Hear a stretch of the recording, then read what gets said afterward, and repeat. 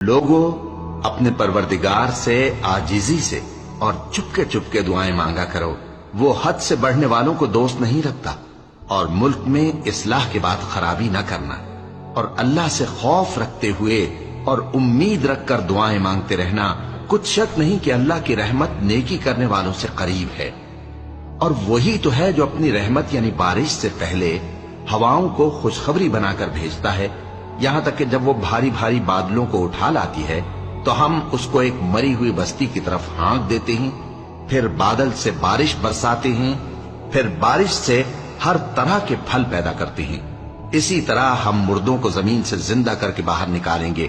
یہ آیات اس لیے بیان کی جاتی ہیں تاکہ تم نصیحت حاصل کرو۔ اور جو زمین پاکیزہ ہے اس میں سے سبزہ بھی پروردگار کے حکم سے نفیس ہی نکلتا ہے، اور جو خراب ہے اس میں سے جو کچھ نکلتا ہے ناقص ہوتا ہے۔ اسی طرح ہم آیتوں کو شکر گزار لوگوں کے لیے پھیر پھیر کر بیان کرتے ہیں۔